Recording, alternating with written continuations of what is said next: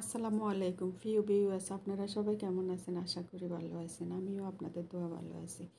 আজকে আমি আপনাদের দেখাবো কাঁচামরিচের আচার। এখন বাজারে অনেক কম দামে কাঁচামরিচ পাওয়া যায়। আমরা কাঁচামরিচের আচার বানাবো। চলুন তাহলে পুরা আচারটা বানানো দেখে নিই। আমি এখানে কয়েকটা শুকনো মরিচ আর এখানে পাঁচফোড়ন নিয়েছি। আমি এখানে একটা পাঁচফোড়নের প্যাকেট এনে একটা প্যাকেটের অর্ধেক হালকা ভেজে নিব। শুকনো মরিচ আর পাঁচফোড়ন হালকা ভেজে নিব। দেখুন আমার পাঁচফোড়নটা হালকা ভেজে আমি এটাকে এখন একটু গুঁড়া করে নিব। আমি এখানে ফ্রাই প্যানে সরিষার তেল দিয়েছি পর্যাপ্ত পরিমাণ, দিয়ে দিচ্ছি 2টা তেজপাতা আর বাকি পাঁচফোড়নগুলা। এখন এটা দিয়ে একটু 2 থেকে 3 মিনিট একটু নাড়াচাড়া করে নিব। দিয়ে দিব অনেকগুলো রসুন কোষ। আমি এখানে অনেকগুলো রসুন কোষ ব্যবহার করছি। এটা দিয়েও 2 থেকে 3 মিনিট একটু নাড়াচাড়া করে নিব। দিয়ে দিব 1 থেকে 1.5 চামচ রসুন বাটা। দেখুন সরিষার তেলের কারণে একটু ফেনা ধরে গেছে। 2 থেকে 3 মিনিট নাড়াচাড়া করে নিব।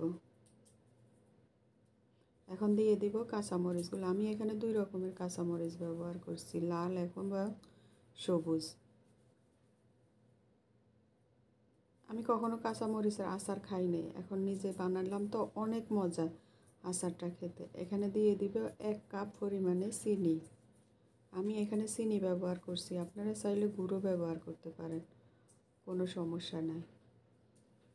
দিয়ে দিব এখানে ধনিয়ার গুঁড়া আর জিরার গুঁড়া 2 চামচ। দিয়ে দিব পরিমাণ মতো টমেটো সস।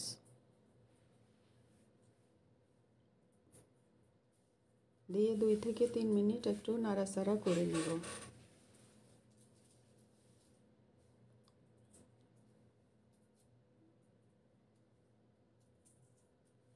আমার এখানে নাড়াচাড়া করার পরে দেখলাম যে সসের পরিমাণটা একটু কম হয়েছিল, তাই জন্য আরও একটু সস দিয়ে দিলাম। তো সসের পরিমাণটা বাড়াই দিলে আচারটা খুবই দেখতেও ভালো লাগে, একটু খেতেও ভালো লাগে। দিয়ে দিব লবণ। আমি জানি না কে কে আচারে লবণ দেন, আমি একটু দিয়েছিলাম। আর দিয়ে দিব তেঁতুল। আমি এখানে 1 বাটি তেঁতুল ব্যবহার করছি, যেহেতু বলছিলাম টক মিষ্টি ঝাল সব মিশিয়ে আচারটা। এখন দিয়ে দিব বাকি পাঁচফোড়নগুলো, যে পাঁচফোড়নগুলো আমি গুঁড়া করে রেখেছি ওই পাঁচফোড়নগুলো। এখন দিয়ে দিব ভিনেগার কিংবা সিরকা, যে যাই বলুন।